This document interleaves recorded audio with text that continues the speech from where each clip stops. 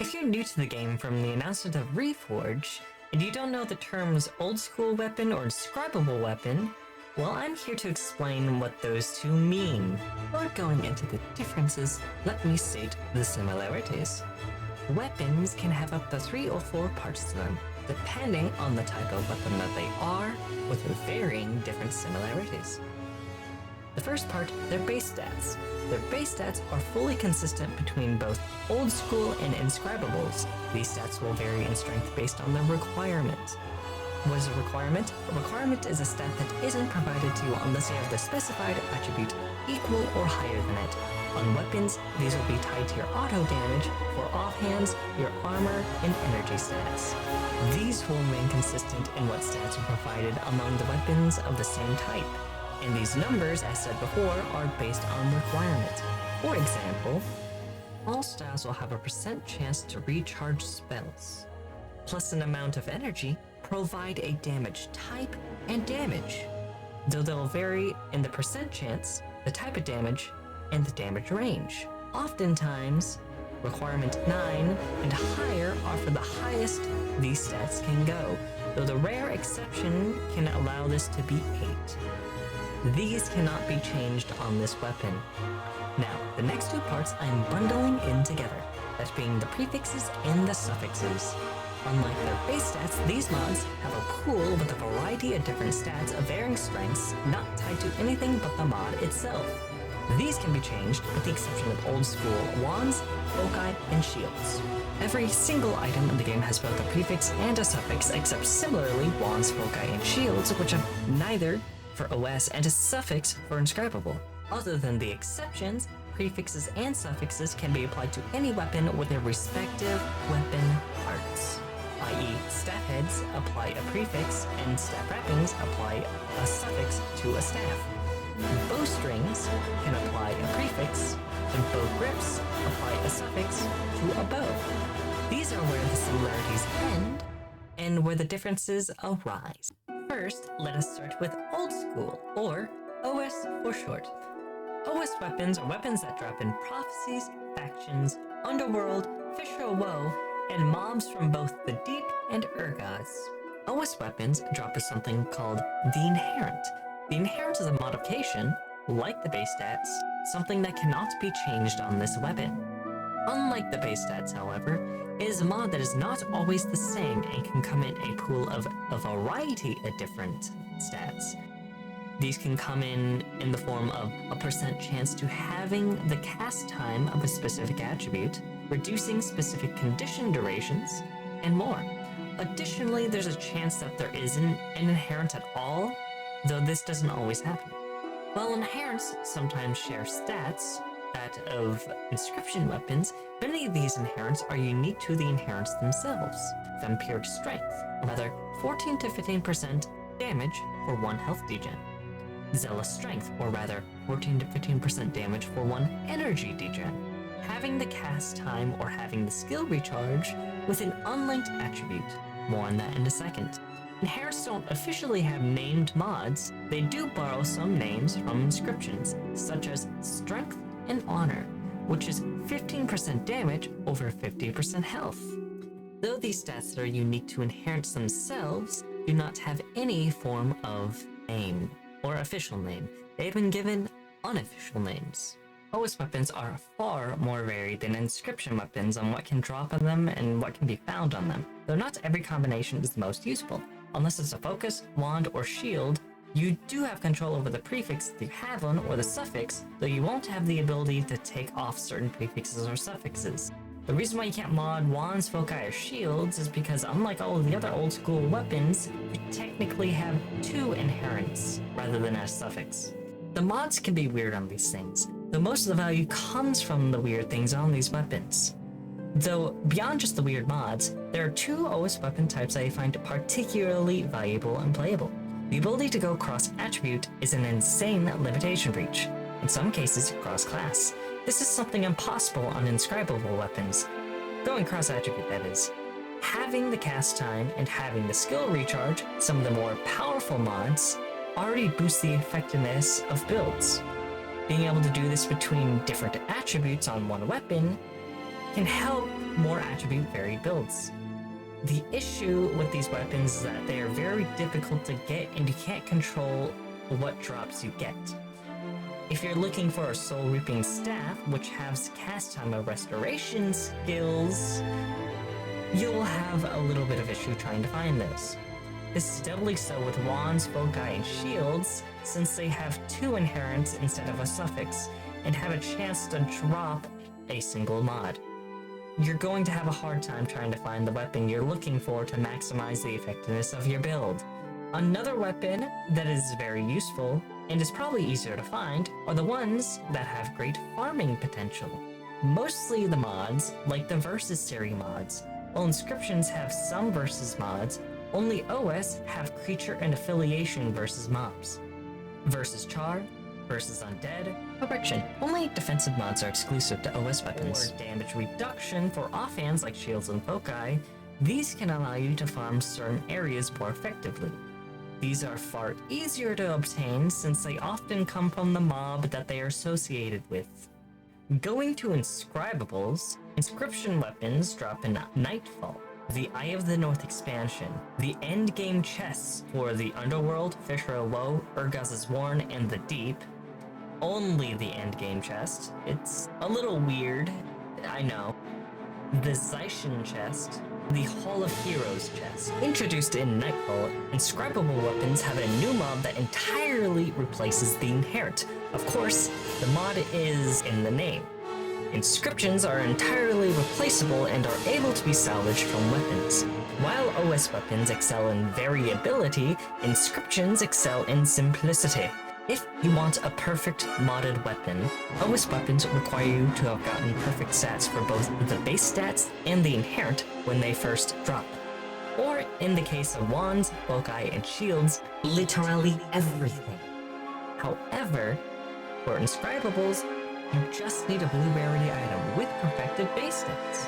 Everything else on the item is completely moddable, including for wands, foci, and shields. The biggest downside to these things is that any mods pertaining to attributes will always be the attribute that of which the weapon requires. Though the upside is the simplicity of transferring mods from one item to another. If you have a wand per se with the requirement of spiting prayers with the inscription aptitude not attitude, or having the cast time spells of the item's attributes, this mod will be having the spiting prayer spells. You can salvage this mod off of the weapon and then put this onto another weapon, let's say a Soul Reaping Staff. That mod will then have Soul Reaping spells, the requirement of the new weapon. If you had been paying attention to what I said earlier in the video, or you already know how weapons work, you may have noticed in my example I transferred an inscription on a wand to a staff. This is because the inscriptions are not like weapon components. Weapon components, which apply prefixes and suffixes from one weapon to another weapon of the same type, so bows to bow, staff to staff, wand to wand, inscriptions are far more freeform. Not all inscriptions can go on all weapons, rather they're color-coded to state which weapon types they can go on.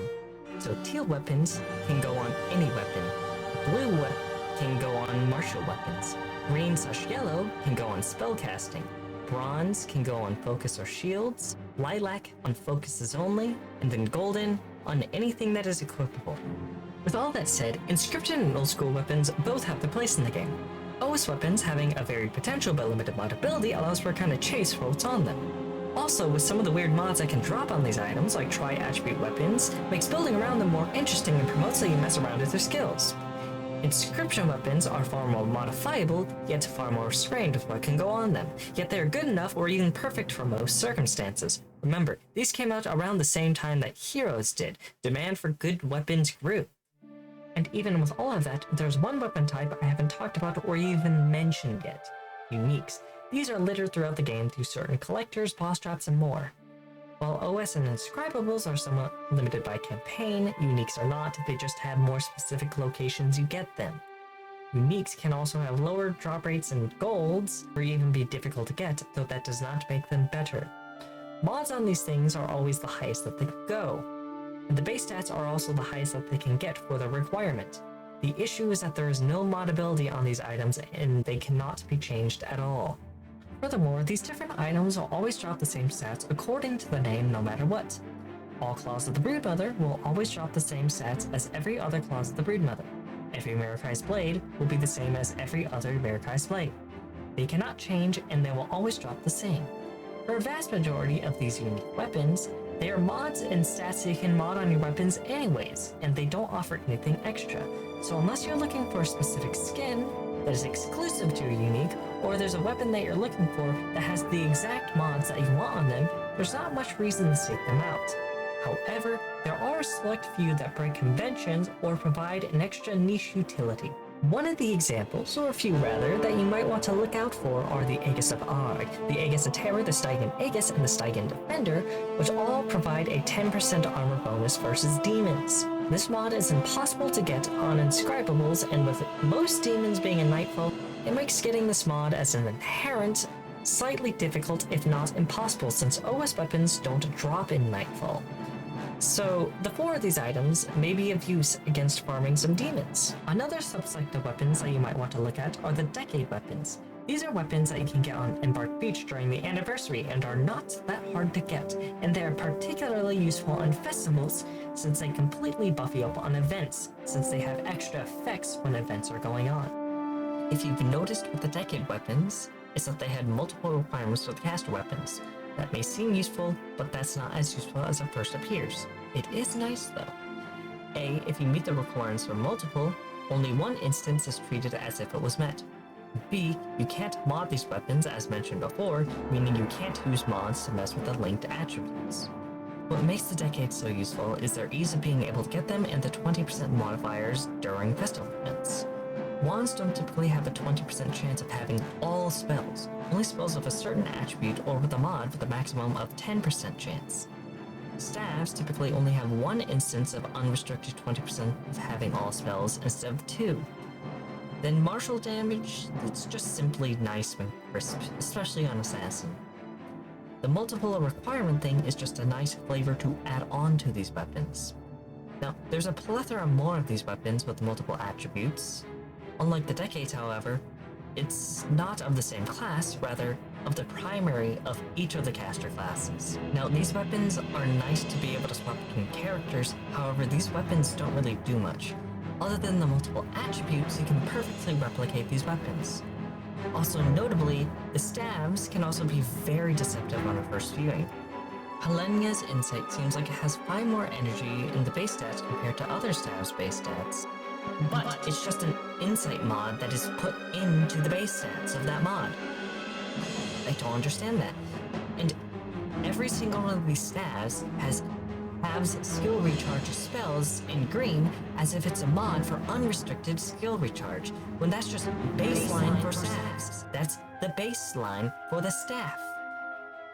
The amount of times the Imperial Dragon Staff has tricked me into looking into it and double-checking it when I was getting back to this game after hiatus back in 2013 to 2014, that raked. That was rancid.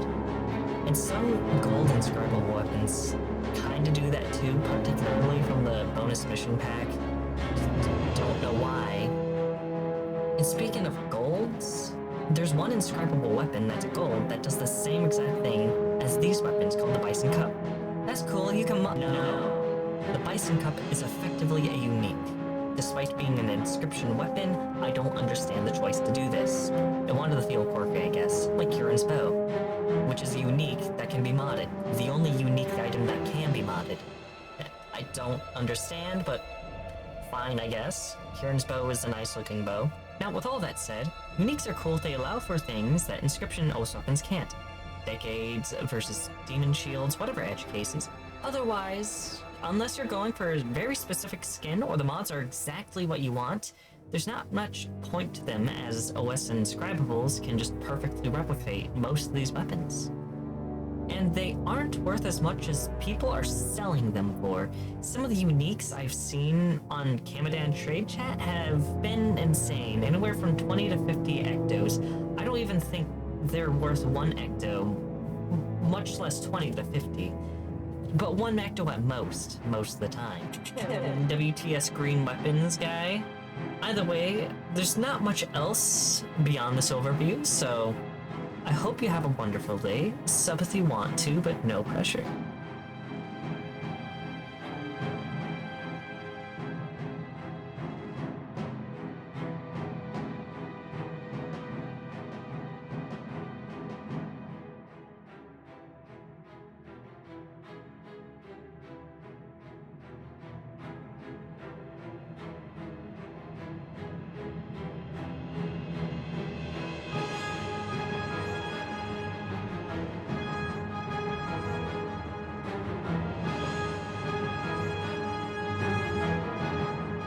Subscribe.